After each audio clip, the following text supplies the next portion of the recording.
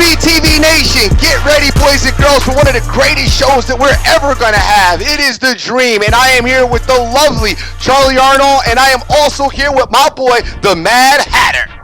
What is up, Charly? How you doing out there, honey? Oh, I'm good today. I'm good. I'm seeing some sunshine outside finally for the first time in about a week, so that's a nice sign to wake up to. Definitely. Well, I can tell you right now, we are dealing with one of the coldest days of 2000 and actually 15 had like nothing that was cold, Dream, and all of a sudden now it's like 10 degrees outside, man, freezing like crazy. The winter has definitely made its appearance here in Connecticut, and it is back to regular frigid temperatures. But you know what? I'm a little happy because we haven't had any snow up to date. Keeping my fingers crossed and hoping we can get through these next 2 months and get right through the clear. Well, hopefully you didn't speak too soon on that, brother, because you know what? It feels like it's coming at some point, man. So, guys, we're live on Twitter. Happy New Year to everybody, in case you haven't got with us yet in 2016, but we're here 196 countries strong, sitting here with my two co-hosts and having a good time, and we've got a lot to talk about, guys, including... Guys, I was up last night watching a triple overtime affair between number 1 Kansas and number 2 Oklahoma, and the Kansas Jayhawks get the job done in their building and win 109-106, Dream, and that game ended very late for me, brother. Exciting game. I didn't get to check it out. Guys, I want to stay in the game, but I want to talk about something else a little bit after the game. But yeah, it was an excellent game. I guess Perry Ellis was shooting some threes, player? Dude, crazy. Looking like Manu Ginobili out there. Looking like Manu Ginobili on many different levels, including the hairline cake rocking. So, but it was good, man. Great game, and we had just, I was going back and forth with the evil genius because, he was on Oklahoma plus the points, and, sure enough, I was on Kansas. But I don't give points like we love to do here, Dream, at the biggest show in the world. No doubt, no doubt. Charly, did you catch the game? I did catch some of it. I thought it was cool because I know some people in Lawrence, Kansas, and they said that when Buddy Hield from Oklahoma walked off the court, he actually got a standing ovation. And Bill Self was asked after the game whether he'd ever seen that before, because it's an opposing player in their gym who's getting a standing O. And he said, yeah, I have seen it. Back when Kevin Durant was here. Oh, wow. So, yeah, it's pretty cool for him. Those kids put their heart and soul into the game, guys. Oh, I mean, absolutely. when you watched it, and I got to be honest with you, Dream, I think that these two teams are going to go very far in the tournament. They're built for it. Definitely built for it. And Oklahoma definitely lives and dies by the three. As long as they don't go cold in the tourney, I think this team's going to go pretty damn far in it. You know my thoughts about the three-point shot in college basketball. I absolutely hate it, and I hate to see a team that lives and dies by it, because very so often in the tournament they end up dying by it. Yep. So we'll have to keep an eye on that as it further expands. As far as Kansas is concerned, I mean, we spotted them, earlier in the season. We talked about them.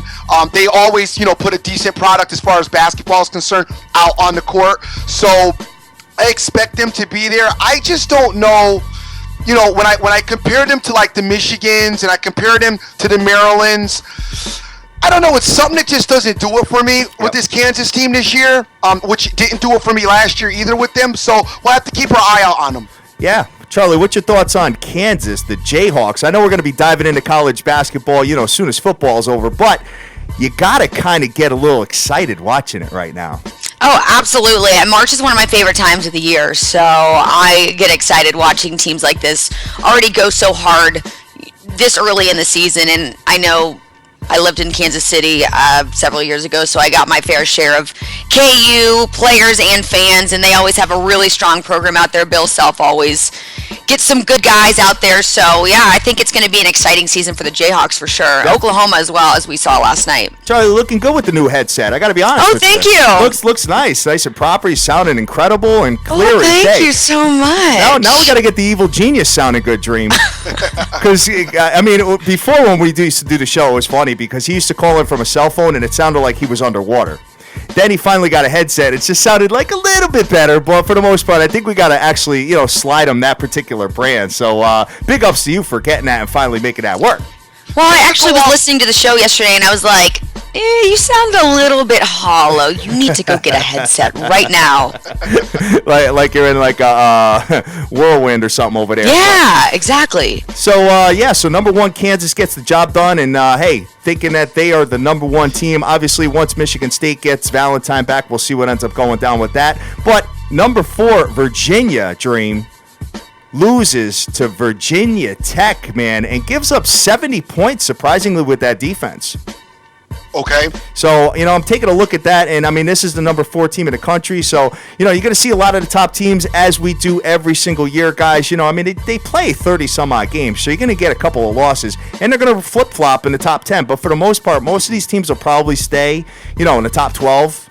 Kind of moving around, for the most part. That's how it works year in and year out for the most part with college basketball. You get that flip-flop effect. One team we think's incredible, we're going to take over the scene. Then all of a sudden they get beat on the road. Yeah, right. It's very, up and down with college basketball. So, hey, we'll keep our eyes on it. And one thing I got to say is number 6, North Carolina, looked really good. Scored a lot of points. I'm just not really feeling them yet, especially the fact that I watched them struggle versus Georgia Tech this weekend, man. Just, going into FSU is impressive, scoring 106 points, though. You got to give it to them there. I told you, that North Carolina, I just don't, Roy Williams, he just doesn't do it for me as a basketball coach. I don't know why. It's kind of almost like Bob Stoops with college football. Big game Stoops. It's just like they can't, I'm sorry? Big game Stoops, kid. Yeah, big game Stoops. It's almost like they can't get it done for some reason. You know what I mean? I know. I hear you. But, hey, that's the landscape of college basketball, and we'll see how it all materializes as we move forward. I think March Madness will be, as you alluded to, Charlie, a very interesting and fun time. Very much so. And, usually we do really big shows for March Madness, so looking very much forward to it in 2016, guys. So let's just see what else happened yesterday. Listen, last night, not to go off topic a little bit, but the reason I didn't watch the games, I got caught up once again in another 30 for 30 really? number, and they did the 4 Falls of Buffalo. Which was kind of chronicling the Buffalo Bills in their 4 seasons that they went to the Super Bowl and lost. And dude, once again, a fantastic job, guys. If you see that out there, if you haven't gotten a chance to watch that, especially for a few of you guys that maybe are a little bit older. One thing with me, I guess, coming of age as I'm getting older, it's like I love to see stuff that I really remember. I mean, it's like you're having that talk with the old guy, at the gym or wherever. I remember as a kid, and he starts talking about stuff, and you're looking at him like, what's this guy talking about? And now I have become that guy that people are looking at and saying, what's this guy talking about? But I gotta be honest with you, man, to have lived through that and really relate to it, and you can directly point your finger to it, it means so much hearing the story retold, especially retold by, in another person's perspective or point of view, because you hit some topics that, you maybe thought at the time, or you felt like this, or you felt like that, or you felt like the other. And it's a sad but incredible story. Sure. It encompasses, Jim Kelly's life, and Jim Kelly was about as pompous as they come early in his career. Okay. And then now to have seen him gone through that, and then his battle with cancer, and how he's kind of come of age with that. Now it's like I never really liked Jim Kelly when I was young. Like I really ended up leaving the show really liking Jim Kelly and respecting him. Also, same old true for Thurman Thomas, who at that time, I really never appreciated him either. And now, after seeing Thurman actually at the hospital with Jim, putting puzzles together, it just puts a different spin on it. So, guys, if you get an opportunity and you'd like to get a little bit of knowledge about what went on, if you don't know what went on, and for those of you that are around the age of me that remember and can rehash, get out there and check it out. It's very good. I enjoyed it a lot. Well, I was going to say that you're looking awfully sophisticated on camera today, Dream. Oh, there you looking go. Very you are nice. with those spectacles. Looking sharp. Looking sharp out there, man. Charlie, have you watched any 30 for 30 yet? Oh, yeah, I love 30 for 30. I love all those documentary type shows that get more in depth, and I just think they're really interesting. So, yeah, I try to catch those when I can. I haven't seen the one you're talking about, though. Yeah, it's one of the relatively newer ones, I believe. I'm not sure, so I think it's one of the relatively newer ones. What I do now is they're putting them on Netflix now, so I can actually, I don't even have to DVR them anymore. I can bypass the commercials, which is incredible because I hate some of the commercials when I'm trying to watch those stories. And the only thing that they didn't emphasize that I felt was a shortcoming of the show was they just didn't emphasize that the Redskins and the two Cowboy teams that the Bills lost to were like off the charts incredible teams. Of course. I mean, they lost us like they were like if the Bills had played anybody else in that 3-game span, you know, they probably would have won. And the Bills' best chance of winning was against the Giants. And Norwood missed that field goal. And I just thought they should have emphasized a little bit more on how good the other two teams were that they played. Oh, definitely. Well, that's really good, man. So, hey, we'll see. We'll see some future episodes. I watched the one with Jimmy the Greek, and that was really good. Yeah, I got that on my DVR. I got to check that out because I want to see what that's all about. Definitely, guys. So, Charlie, I'm going to let you talk a little bit about some of the coaching situations that happened yesterday as far as Tom Coughlin and some of the rest of the stuff that's going on there. Yeah, well, yesterday, we all know, is called Black Monday for a reason. It's one of the scariest days of the year for NFL coaches. We did see some movement yesterday. One of those. I call it White Monday, Charlie. Hey, we're always about the light. Tom Coughlin, he did choose to step down yesterday. In fact, he was not fired. This was his decision. He said that it was just something he felt in his heart. It was the right time for himself and his family and the organization. He has been there for 3 Super Bowl wins, which is phenomenal, but he just felt like this was the right time to go. However, there is somebody who is being linked to possibly taking over that job. The only person right now is offensive coordinator from the Giants, Ben McAdoo, so we'll see what happens with that. I'm sure more people will come into the picture as far as the Giants are concerned. The Titans, they had an interim coach this season. They have removed his interim tag. They also, but they are going to interview him later on in the week probably to see if he's the right one for the job. As far as the 49ers, which we mentioned yesterday, Jim Tomsula is out after 1 season, but they are linking right now Chip Kelly. I know you guys have strong feelings about Chip Kelly. Sean Payton, Mike Shanahan, and Bengals offensive coordinator Hugh Jackson. They're all interested in this position. So that's probably going to be one of those, I would say, vacancies that's going to have a lot of, frenzy surrounding it because there are so many people interested. Dan Campbell, interim tag lifted. He was with the Dolphins. He will also still interview for the job. Also, Mike Shanahan and former Falcons coach Mike Smith, they have already interviewed for the position in Miami. We also mentioned yesterday Mike Pettin. He's out with the Browns as well as their GM Ray Farmer. They have some people who are already interested in this position. That includes, among several others, Bengals offensive coordinator Hugh Jackson, Patriots defensive coordinator Matt Patricia, and Jaguars assistant head coach Doug Marrone. Let's see, am I missing any here? Yes. Okay, so Chip Kelly out, obviously. That happened several days ago with the Eagles. They have already interviewed a couple people, and that includes the Eagles running back coach, let's see. Staley, and their interim coach, Pat Sherman. And they also do intend to interview Bears offensive coordinator Adam Gale. He's interviewing later today. So a lot of movement already. And something else I want to mention, someone who did not get fired and in fact got a 4-year extension, which shocked many people. Wow. Colts head coach Chuck Pagano, as well as the general manager Ryan Grigson. So this is pretty crazy because there was so much talk all season long about how these two were butting heads and could not get their stuff together when it came to them working as one. So this is pretty crazy, and I think there is some almost what's the word? You got to make some assumptions here about how this went down and why it went down. And if you ask me, I just think that Pagano put up a heck of a fight, and he would not allow Jim Irsay to let him go. I think he went in there with a plan, he executed, and I think that one of his selling points was saying how it was important for him and Grigson to work together because they have for so many years now, several years, and they have seen pretty good success with the Colts organization. And so I think he kind of sold them as a package deal, telling Irsay, we need to continue this. We need to climb the mountain together. And Irsay bought it.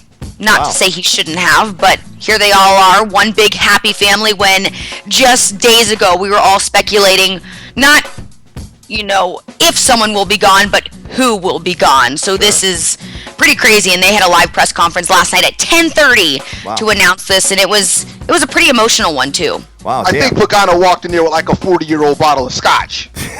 Oh yeah, absolutely. That's got the Louis 13th popping. They said, Jim, let's crack this real quick, plan. Before you get in your car.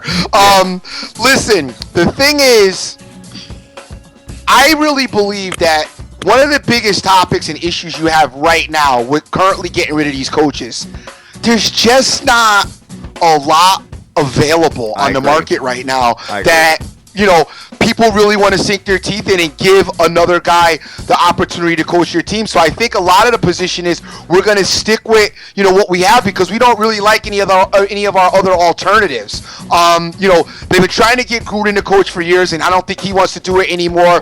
Bill Cowher hasn't really shown any interest in him wanting to do it. And some of the guys in college, the three guys that you would want most in college are definitely not coming, because they're saying that they're steadfast where they're at. So I think that when you looked at your options, a lot of guys were like, a few teams are like, you know what, we're just going to keep this dude. Yeah. And I think in Pagano's situation, which obviously that team, to me, had the biggest upside as far as coaching is concerned. I think Pagano was able to say, and this is my opinion, I don't know anything factual about this, but, out of everybody, he had the least amount to work with this year as far as his star quarterback being hurt, all the injuries, and I know all teams have injuries, but I mean this guy really got decimated, and the Colts really got decimated, and even though that they were decimated, he still managed to keep this team relative. And I think that says a lot about him and his coaching style. So I think that might have helped in his favor a little bit, to keep him there.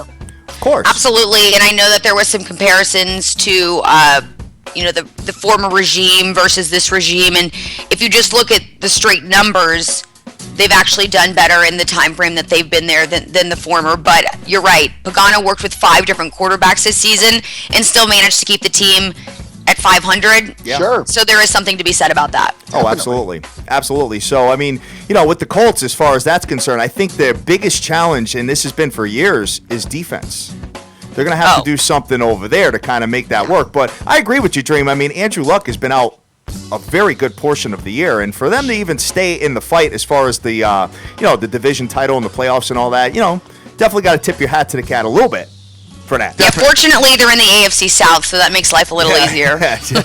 Just a touch. I mean, if they were in, with Denver and Kansas City, I think they'd be near the bottom, obviously. So hey, great breakdown of that, Charlie. Great information on all the coaching changes and all that stuff that is going to be going down. And the NFC East, obviously looking for 2 different coaches here. And when you look at this, I mean, when you're rattling off the names of, some of the guys, obviously you have coordinators in there and you have, former coaches that were fired in other spots. So it's almost like kind of, recycling some names, you know what I mean? They always do the flip-flop. I'll be honest with you, though. I really like Philly and interviewing Deuce Staley. Man, I'd really like to see Deuce Staley get that job. I don't know, though, that he has enough experience yet as a backup or in the coaching position that he's been in, but I think that would be a great move for Philly, especially looking at the landscape of who's available out there. For him to get a Deuce Staley to come in, I think the people of Philly would embrace that.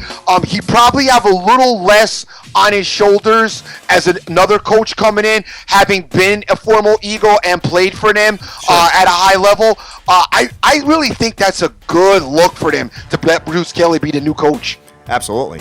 Absolutely. So, guys, that's the NFL. And speaking of the NFL, Charlie, you brought up this story yesterday about Johnny Manziel being in Vegas, the night before the game. And sure enough, I mean, I guess what he's trying to do is lie about where he was and trying to post photos of him being home in Cleveland and all that when he was really in Las Vegas.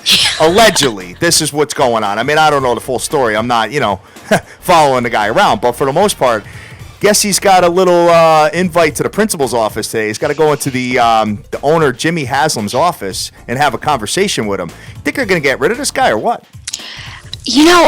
I would be inclined to say yes. Okay. For a couple reasons. One, and I don't know if they'll do it today, but I think this might be a move that they're very much considering because, for one, they've already blown up the front office. With the GMs out, head coach is out. It looks like they're really focusing on rebuilding at this point. Secondly, they have the second pick in the draft next year, so there's no reason they couldn't get a top-tier quarterback.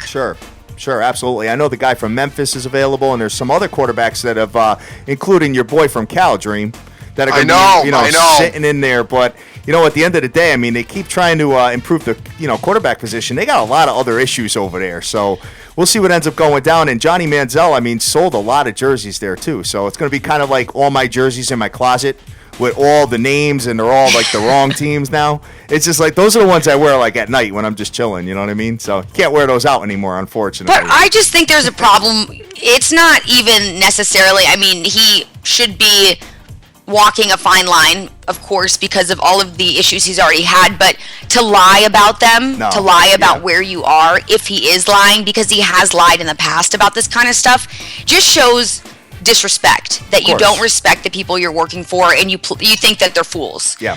So I just think that they're probably fed up with them, and they had said that they are, quote, so done with Johnny Manziel. I mean, they're just tired of it. Yeah. So my thing too, like I said yesterday, they've been part of the circus as well. There's a professional way to go about it on both parts. I think that they've been just as immature as he has with their reporting of everything as well. And then, they let it be known that they kind of have him on a short leash, so then the public gets involved with taking pictures and sending it to them. I just think, like I said, a separation is probably great for both parties. Sure. And moving forward, I think the thing is, listen, bring the guy in and treat the guy like an adult, and then if he screws up, then he screws up, and then act on it. But as far as this, like, all right, these are the rules, and if you're caught breaking them, and I mean, like, okay, he was in Vegas the night before. I mean, I understand if there's a curfew and he broke it, then he broke curfew. Yeah. All right. We don't got to tell that he was in Vegas. We don't got to show pictures of it. He broke curfew, so we're done with it. I mean, like I said, but it wasn't the team that said that. Right. There was like all these reports from like the waitress, and they're the ones who leaked all that. They were the ones who said, "Oh, we just saw Johnny Manziel." So at that point, it's out of the hands. Yeah, of course. Browns. It's all over social media. I agree, but I think it's part of the Browns. They helped kind of influence that culture and that stance, and they help fuel the public. And now Johnny Manziel's like, public enemy number one. If you see him out, get a picture, send it to the Colts. Send it to the Browns. Yeah. I don't know. I just felt like they've done as much immature actions as he's done, and they shouldn't, as a football organization, they shouldn't really have acted in that particular way. That's just my opinion. I got you, man. I got you. Well, moving forward as far as everything else is concerned, it's 2016, guys. And I'd like to know, I mean, basically 2016 comes New Year's resolutions. And I got to be honest with you, Dream, the diet is in full swing, dude. What I did was I went out to New York City and I ate everything under the sun as far as fried food, as far as nastiness, I mean, grease.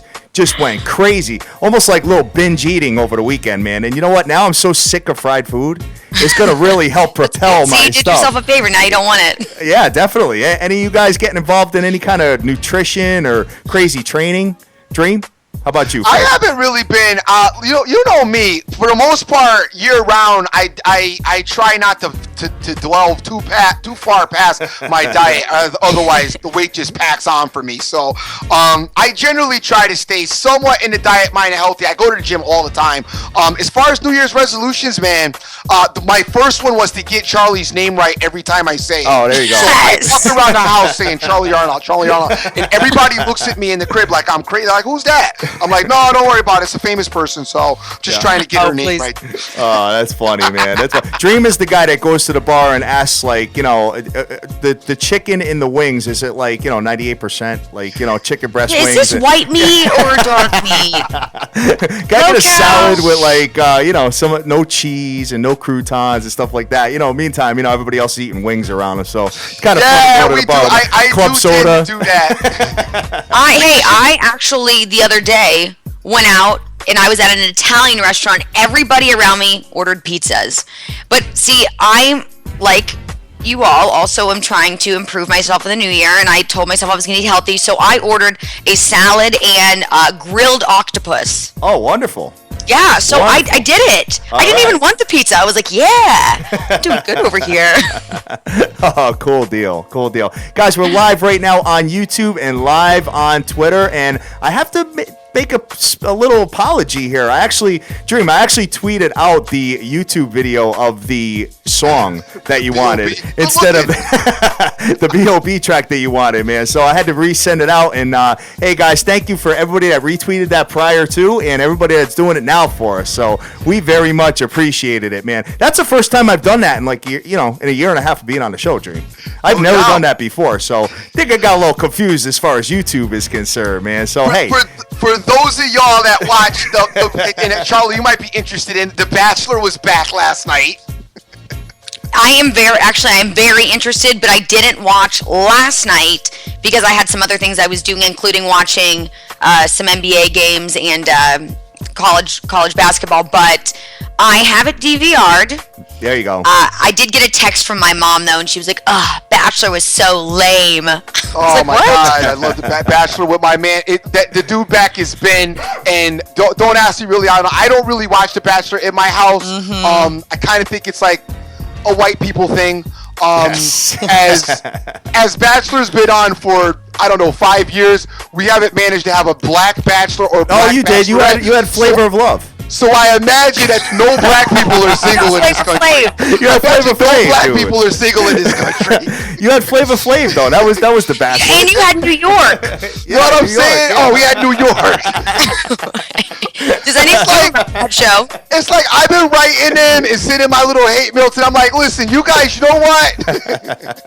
You want to have this sissy, soft, fake show, all right? And then I love how they'll have like one or two black candidates that like get knocked off the show like immediately. You know what I'm saying? Well, funny enough, my ex-boyfriend had a Skype interview with the Bachelor people recently, and he told me about it, and I was like, all right, interesting. He's Indian. So all right.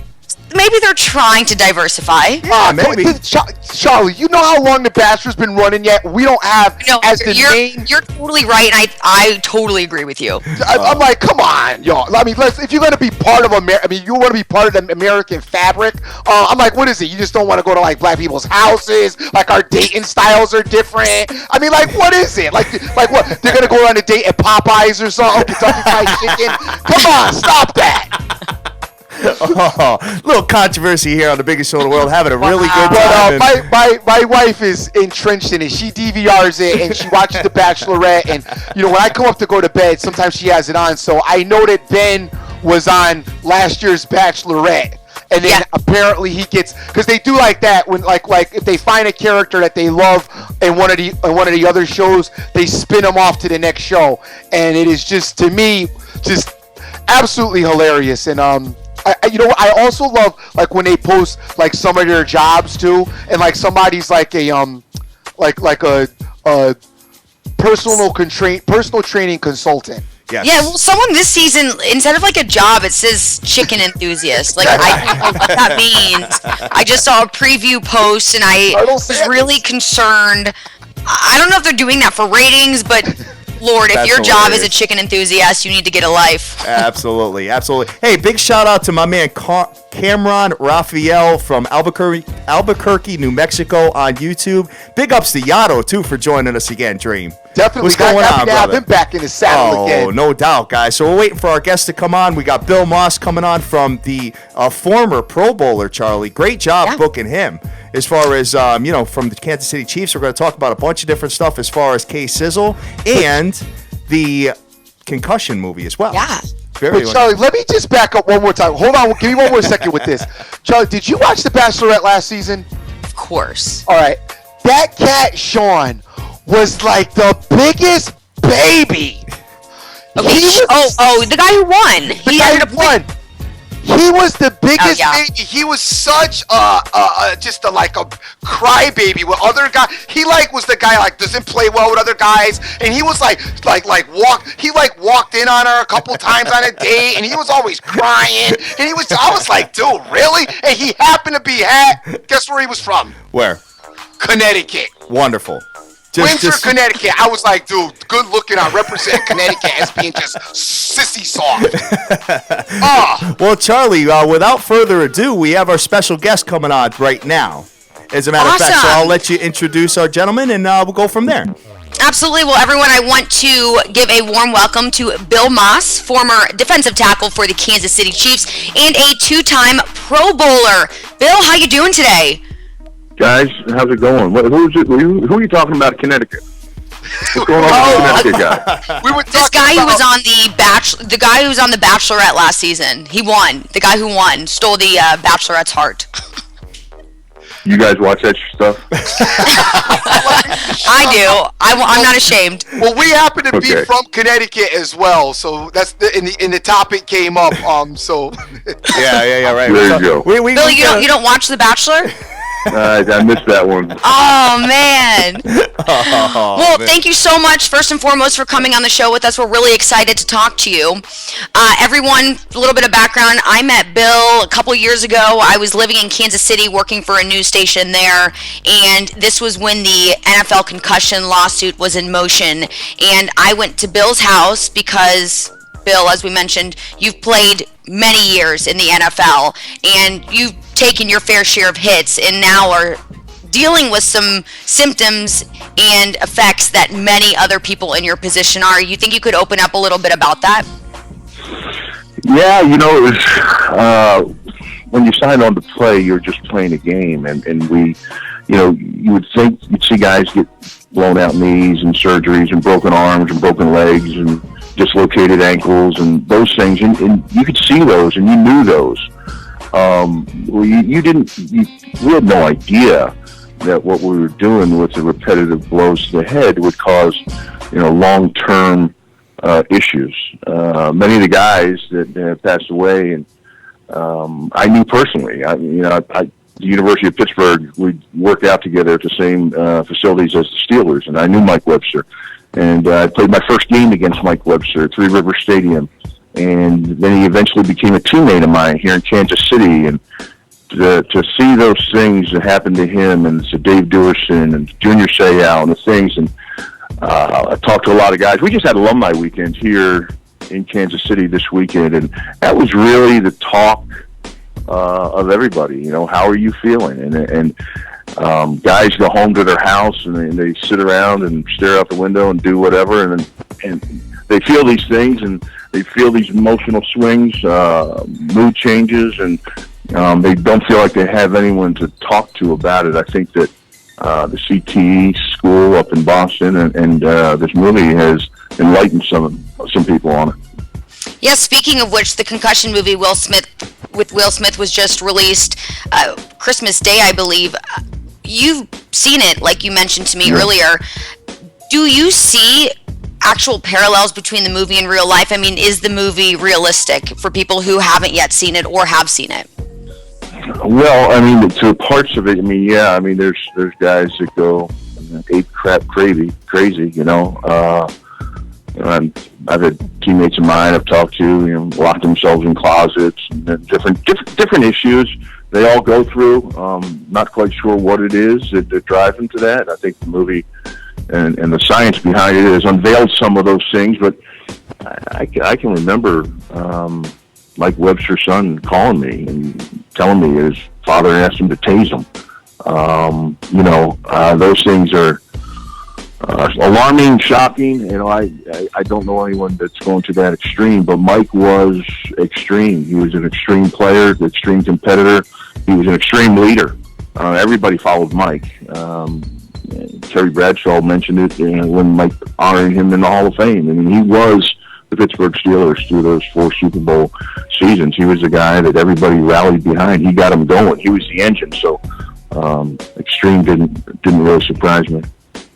When you were sitting in the concussion movie next to, let's say, someone more than likely who did not play in the NFL and was looking at this movie, watching this movie through a whole different lens, I mean, did you feel like you were different at that point in time sitting in that movie? I connected with it, certainly. I mean, and I saw guys I've talked to guys that have gone to it and seen the movie, and yeah, you connect to the movie, and the things that they try to portray, the things they try to talk about, you just sit there and watch, and you really can't say anything. There's nothing to say. I mean, you've had those feelings, you have those emotional swings, you have the depression issues, you have all those things, and everybody that's played it feels it in some manner. Bill, can I ask? Oh, I'm sorry. Yeah, go ahead. Can I ask? Because I've heard a couple of interviews in lieu of obviously the concussion movie, more about the NFL stance and what the NFL has tried to put into motion. And what I've heard from some former athletes as well was generally not good, and they were not on board with the current process that the NFL is trying to put in motion or what was ruled on, and they felt that it wasn't enough, and it was a joke. And I'd like to hear your thoughts on that. Well, I mean, if you're talking about the alleged settlement, which there really isn't Right. any kind of settlement. You know, what do they say? If something arises in a haze, you form a committee to discuss it and a panel to oversee it and throw a bunch of fictitious money at research on it. So, and that's really the protocol that's been put in place, and I can understand guys being upset, but I also understand the business side of it too. You know, you want to protect your business, and there are people that do suffer from it, and there's no way to tell who suffers from it as of yet. They're getting close to it, I believe, in some of the studies. Who has early signs of it, how they can prove that they have it. But right now, it's about if you're dead and they look at your brain. And in the agreement that was signed, if you weren't dead before July 14, 2015, you weren't getting a dime, you or your family. So I understand guys being concerned with that and disgruntled with that. I also understand the business side of it. I would hope there'd be some form of happy medium. Mm-hmm. Absolutely. Definitely. Bill, I remember when I talked to you a few years ago, you told me that when you played in the NFL, if you would take a helmet-to-helmet hit, let's say, you know, you'd be showing signs of a possible concussion. Your coach would give you a slap on the helmet. You'd get right back out there. Now, of course, there is a lot more that goes into it. You know, they have a spotter at the top of the field who looks for players who exhibit symptoms of a concussion when they take a hard hit.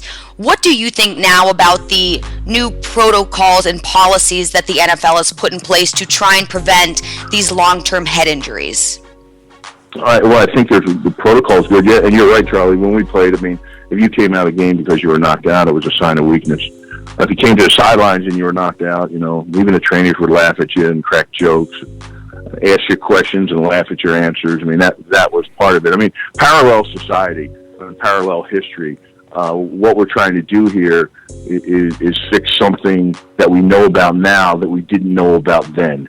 And you see that all through politics currently. You see it all through all social avenues with racism and slavery talk. And you're trying to fix something now that you know better and trying to get something for what happened back then during that time period. So they're taking steps. But I don't know with the training of these guys, the body mass, the lean muscle mass of these guys, the body fat, how fast they are and the size of them. I don't know if you can stop concussions. You know, it seems to me now I see more of them every single week than ever before, and I think it's due to the condition of the players, the speed of the game, and what is it? Mass time energy equals whatever, EM squared, isn't it? And whatever the formula is, I forget it now. But that kind of motion, that kind of collision, it's going to cause energy, and that energy upon impact is going to hurt. And I see it every week. I don't know how you can stop that, but I think the protocol is a good step towards recognizing it and getting the guys out of there after it's happened. Definitely. I've noticed that, obviously they, moving the kickoff so they had less kickoff returns is definitely a step in the right direction, because that is the most vicious collision. Two athletes running full speed head to head, right. Whatever it is. Guys keep running it out, though. Yeah, right. Guys keep running it out back in the end zone. They still come flying out, and I'm screaming at the TV. Along with the head coach. Oh, definitely. Definitely. So, the other thing is, too, at that time period, back in the 80s and early football, 70s, 80s, or through the 90s, that's when marketing really started kicking in, and the NFL was marketing itself, and rightfully so. It's a great product. But they were taking, the equipment, and everybody was designated official equipment of the NFL. It seemed every year we came in, we had a different equipment manufacturer. And we didn't even know the names of some of them, Wow. Right. So we come Apex One, and we're wearing this, and we're wearing this equipment, and it's official equipment of the NFL, outsourced from Indonesia someplace. And I can remember equipment managers saying, "Don't you dare wear this helmet." Wow. Go find your old helmet somewhere, and we'll paint it and put it back on. And every other year we came in, there was a different National Football League sponsor for the equipment. And, I think in there lies something to be said about what's happened to a lot of these guys. Wow, that's an interesting point that I have never heard that, but we see it, currently with just the jerseys. I know Reebok's had the contract for a minute, then Nike gets it, so obviously whoever, is the highest bidder or whatever, but that's interesting comment right there. Yeah, definitely. If you're going to be the highest bidder to market your product, you're going to have to trim in other areas to make it profitable for your business. Of course. Sure. I think a lot of those were where they outsourced and where it was made. Wow. Interesting. Wow. Yeah, I haven't heard that either. But let's move on to something a little more lighthearted, if everyone's ready. That's right. Bill, you've got to be excited about your Chiefs going to the playoffs, and not only that, but they're riding high on a 10-game win streak. It's been crazy. It's been a crazy year for them. Unprecedented in NFL history, starting off 1-5 and winning 10 straight. It's never occurred. And this team feels good about itself. You look at them and you say, there's no star power, but collectively across the board, they're really solid. Their offense is really creative. They run a lot of different things, and they're able to move the football. Alex Smith picks up yards. They run the read option with the quarterback. And, designed run plays for him has really taken off since we lost Jamal Charles. Two rookie running backs in Charkandrick West and Ware. These guys are mixing it up on every other play. Macklin has fit into the mix nicely. They've been moving the ball towards him. And then defense, they have a good defense. Dontari Poe, Justin Houston, Ali. Of course, Houston's out. They're hoping to get him back this week. But Eric Berry, Derek Johnson, these two guys battling back from torn Achilles and battling back from cancer. It's just been an unbelievable story. Rookie cornerback, Marcus Peters. So when you have a good defense and your offense can move the ball and score points, and you have your punter and kicker combo is one of the best combos in the NFL. Those things can play and compete with anybody. And I think when you look at the field right now with the AFC and the NFC, I think they can hang with anybody. Wow, and their first opponent is going to be Houston, so that's probably going to be one of their. Well, I don't want to make any assumptions. What do you think about that matchup? Well, that's where they started out the season this year, and that was their one game they won before they went into a 5-game slide. But Houston's a different team. J.J. Watt's battling the injured arm, but they're pretty good defensively. The quarterback, you don't know who, Brandon Weeden? Or who's going to be Hoyer? Your guess is as good as mine. Yeah. So, there's some issues there, I think. But, again, they're at home. They're 9-7, and they battled back and they won the division. So it'll be interesting. I think if we can get back past this one, we can compete with anybody else in the AFC. I hope Charlie didn't want to go there about it having the easier. Well, it's easier than playing the Broncos, Charlie. Yes. Bill, I wanted to say my only issue, and I've been talking about the Kansas City Chiefs since week 6. I've been on them because I saw the talent there. I remember obviously what they did last year and expected them to move forward with it. Know that I like to play inside out. The thing that bothers me, the only issue that I have with them, they don't seem to really want to step on the gas and just put it. They let a team hang around, and I'm not so worried about that. Obviously against the Texans, but I just wish that they would really just go ahead and just finish the teams off that they play. Yeah, you're right. And I think if you ask the coaching staff, especially your offensive side, I think if you talk to them, I think Andy's addressed this. I think he would take some of the blame for that. I think, they get a little comfortable and just try to run some plays and not do anything to lose the game, but then they find themselves back in a battle to win the game. Sure. It's been interesting. Hopefully he's addressed it really last week, letting teams hang around a little bit, and he says he needs to be a little bit more aggressive play caller in the second half. So we'll see if that happens this weekend. Yeah, definitely. Bill, I know you have to remain loyal to your Chiefs, but do you have any predictions for the postseason? For the postseason, I just look at the teams that are hot right now. Kansas City's hot, Seattle's hot, Minnesota's hot. So it'll be an interesting game this weekend there. But this is the time of year with the teams that are finishing feeling good about themselves and on a little bit of a roll. This is when they get the confidence. So history's proven that. It'll be interesting to see. But those two teams, I believe, have the hot hand right now. So your Super Bowl predictions? My Super Bowl prediction? I'd like to see us Kansas City, Seattle Super Bowl. That'd be fun. Seattle, wow. I like you just said that, Bill, because I've been saying Seattle for many weeks as well. Which brings me to my next point. I've talked about the Carolina Panthers on the show, and I'm like one of the people who are not sold on what they do actually on the field. Not saying they're not a good team, because they are. Just feeling like they are, as far as I'm concerned, I've used the word a little bit one-dimensional. And there's been obviously some back and forth on this show, especially with one of my other hosts, which is Rob. He seems to like them a lot. Your thoughts about the Carolina Panthers? Well, Cam certainly is explosive. There's no question about that. He's a rare talent at his position. But I'm with you. I mean, when you're playing in the division that you're playing in, you can get misled by numbers. I've seen it happen all the time in the NFL. I mean, you're playing in that kind of NFC South division. You're beating up on teams that really aren't that good, and your schedule hasn't been that strong. You get a good record and feeling good about yourself. That's when the bubble can pop. Got it.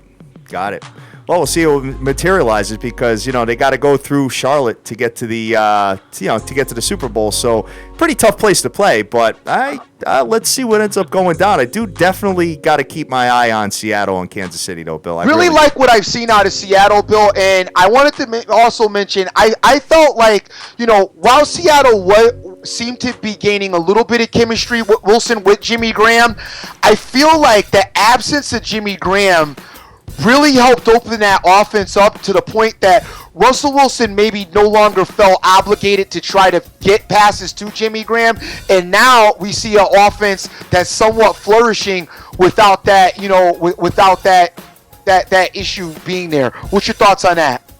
Yeah, I think he did that, especially after Marshawn Lynch was out. But with him coming back, it's going to be interesting. He's slated to start this week. Right.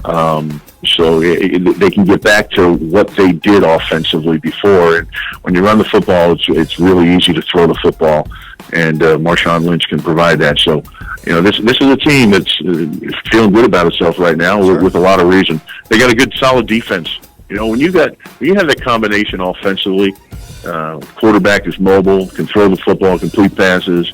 We got a running back that can get you 4 or 5 yards of carry, create third and manageable situations. That's winning offense. And when you have a defense that can get you under 3.0 yards per snap, that's winning defense, and they do that. And anytime you have that situation, you can take that game anywhere. Right.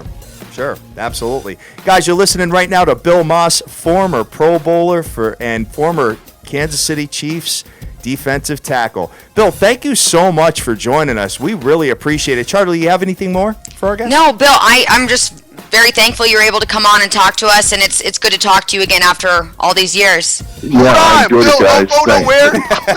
I want to talk some more. Don't let Bill go. Dream will talk. Dream will my talk. language right now. Hold on a second. Dream will talk to you all You day. guys, will you just fill me in on The Bachelor? Is that okay? Can you do that for me? Oh, absolutely. I will give you Okay. a week-by-week breakdown and analysis, and I'll even give you my predictions for who will win this season. Bill, tell me something. You watched the game today, and you watch how they're playing the game today. Thoughts about today's NFL in comparison to your NFL? Well, it's really simple, and it started with the college rule of 20 hours per week of practice, film meeting, weight training, and all that stuff. When that happened in the NCAA, it became a coach's game. Okay. So we used to work an hour of individual period before we ever got into game plan in college. So you were honing your skills at your position that you played, and you go through drills to make yourself a better player at that position. That's all gone now. They have to get right into the game plan. So it's become a coach's game. So that game has transcended to the NFL. And what you're seeing right now with the read options, the spread, the pistol, all those things, is what the game is. It's a college game that's providing options and designs to fool or trick a defense to take the skill out of the player position. Wow, and you know what? That point right there, because I have talked about how I just felt like today's players lack a lot of fundamentals that were established. Yeah, they do. You see it. You see it right on the field directly. You see it all the time. You making that point is absolutely it's fabulous, because I have never, I couldn't figure out what it was, but that's an incredible point, and that's definitely, you could point the finger right there to that. Great point. Yes, definitely.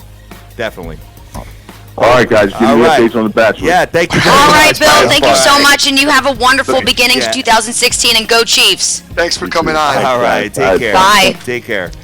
Charly, great guest. Yeah, he's a great guy. I mean, like I said, I got to talk to him a few years ago, and he's just, and in Kansas City, he's still very active with the community. He does analysis for Fox Sports, so he does know what he's talking about. He has remained very much in the game still, and, keeps up to date. Like he said, he was just at that alumni dinner on Saturday, and he goes to all the Chiefs games, so yeah, he's a very, very interesting guy. All right. And I noticed that he was on board with me too, so I definitely was feeling. Yeah, if someone likes you, then you know that they've got a lot of good qualities. They know what's going on, no doubt. My boy, you can hear the professionalism and the fact that he knew what he was talking about, which I like to allude to as well on this show. Of course. All right, guys. So we're live on YouTube and live on Twitter and having a really good time, and we got a couple minutes left to discuss some plays for tonight. So I'm looking at the NBA card. There's only 4 games on the ticket, Dream, and I'm looking at the Atlanta Hawks coming home and actually lost in the Garden on Sunday to the New York Knickerbockers. And coming home for this particular matchup, I think the Atlanta Hawks win big tonight. So I'm considering getting the Atlanta Hawks minus the 8 points to get the job done. I've been a big fan of this Hawks team all of a sudden, Dream. Yeah, I'm not there with ya. I don't like them, and I don't like the Knicks. Not one of mine. You go get that by yourself, player. I think I'm gonna get some. I think and you know what they love to do is they definitely love to turn it on in the third and fourth quarter. So I'm gonna take a look at that. I'm gonna watch for maybe a close game initially, and then boom, they laid a smackdown. And Charly, have you been taking a look at the New York Knickerbockers or this Atlanta team, Porzingis? The Porzingis mania and all this good stuff that's going on over there? That's the Dream's boy, by the way. Is it? Yeah, I've been following a little bit, following him a little bit. He's kind of seems like he came out of nowhere this season. Yeah, definitely. So, you know what? We'll see how that goes, but that's my lean for the night is the Atlanta Hawks minus the 8. Dream, you have any other NBAs that you're looking at before we get into the ice? I'd like to go over there, and I think the Mavericks, I think they are due. At home, they got a weak Sacramento team coming in. I like the way the Mavericks push the ball up and down the court, especially at home. You have a line that's relatively on the low side, and I believe it's -5 out of Vegas. Yes. I think the Dallas Mavericks are definitely a lot more talented, a lot more athletic than the Sacramento Kings. Sure. Haven't really liked what I've seen out of the Kings this season, especially in point guard play. Feel like the Mavericks will probably be able to steal the ball a little bit, get the fast break going, and get a win tonight. So I like the Dallas Mavericks actually this evening. Yeah, well, you got to look at it. I mean, they did beat Oklahoma City Thunder last night, but that was without your boy Durant, Dream. Right. So don't be misled by that, guys. That's a whole different package without Durant in the lineup there. Westbrook trying to do everything on his own. Talking about the Kings, Sacramento beat the Thunder. Yeah, they beat them. Yep, exactly. So, all right, man, moving over to the ice. Let's take a look and see what we got over there. Looking at a lot of games, Dream, and I got to be honest with you. I see Dallas. I see Washington. I see them both coming off of losing streaks so far. And I think these are probably, if you had to take a look at it right now, these are definitely the class of the East and West as far as the NHL is concerned. I know the Dallas Stars have to go into the New York Rangers tonight. I think this is going to be a really good game. And the New York Rangers are actually favored -115 with an under over 5.5. Tough spot for the Stars there. I don't really particularly like that game. I'd like to just probably give it a watch, as it definitely has some playoff implications, and just see how both these teams react to playing each other. Absolutely. I think the New York Rangers, they got to have to turn it around because they've been pretty bad as of late. I mean, they've lost a lot of games. In like the last 10, let me just take a look at this. They've lost 1, 2, 3, 4, 5, 6, 7. Wow. 2 and 8 in the last 10, Dream. New York Rangers. Yep. And you know what? The coach just has like no emotion either. Just kind of sits there and just watch it and lets it happen. I wouldn't go, as I said before, I wouldn't go too particularly crazy yet with that, as there's still a lot of hockey left to be played, and everybody pretty much makes the playoffs for the most part. So I wouldn't get too crazy. Just you got to get on who's hot, going into the playoffs. Sure. But tonight's game is, just one to watch as far as I'm concerned, just to see how each team reacts to each team's style, and definitely keep a note on that for moving forward in the playoffs. Yeah, and you might want to consider, looking at a total on that one, maybe a possible over. Maybe a team total over with Dallas. We'll take a look at it and see how it materializes. We also got the Washington Capitals playing the Boston Bruins tonight. And Washington coming off the loss. I want to say they've lost, let me see here, 2 in a row now, Dream. First time all year. I really don't like the way the Capitals and the Bruins match up personally. Okay. When you watch the Caps, you kind of think a little bit finesse. When you watch the Bruins, you kind of think a little bit rough. Yep. I think they're opposite ends of the spectrum, so to say, the two teams. Totally agree. The one thing I do think is the Bruins, as far as their energy level in the third period, we've talked about their endurance issues. I don't know that they've got that completely wrapped up, and I don't know that they won't exert themselves against the Capitals. This is a game that I don't like either. I think I would just like to watch it. -110 apiece, pretty much even money all across the board with those two particular teams, Dream. And that's a little bit surprising to me, but hey, I guess it is what it is. And one more team of note that is absolutely hot, steaming hot right now, is the Florida Panthers, who have won 9 consecutive games, going into the Buffalo Sabres, -135 with an under over of 5 goals. The Panthers are who the Sabres wish they were. Yeah, right. Definitely. They are. You know what I'm saying? The Panthers are who the Sabres wish they were, and they are probably the team that the Sabres look to, as their coaching staff probably says, listen, if we get it together, we can be them. Look what they're doing. Yeah. But unfortunately, the Sabres can't do it because the Panthers have a lot of defense. Their defense is really, really good. That being said, I'm not in love with this spot. Not in love with it. not in love with this spot, but I do have a small like towards the Panthers. That we know about their defense. I've been talking about it quite a bit. They're a very good defensively sound team, and generally, you might want to tightly look at the under in this particular matchup. I don't love it, but the under, with the Panthers defense, I don't see them giving up a lot of goals, especially to the Sabres, and I don't see them scoring a lot of goals. So I kind of would lean under. Okay. You got to look at it, obviously. It's 10 o'clock in the morning right now. Sure. So we got a lot of things. You got to check your goalies, check your lineup, see who's in, who's out, and the whole package as far as that game is concerned. When I'm looking at the Buffalo Sabres, man, 2.33 goals per game, Dream. Florida Panthers aren't much better, 2.5 goals a game. Right. So, you know what? For the most part, you might be onto something with that. And looking at the under trends as far as Buffalo is concerned, 5 of the last 7 games at home have gone under for the Buffalo Sabres. So you might be onto something there, Dream. All right. But hey, we'll have a conversation about it and move on. 2 more. First of all, I will give you, I do like the Montreal Canadiens tonight. They are playing the Flyers. You know, I've been watching the Flyers for a while, and the Flyers play hard and physical, except I believe the Canadiens play harder. Just keep an eye on the Canadiens goalie, but I do like the Canadiens to win this game tonight. They're coming off a little bit of some rest.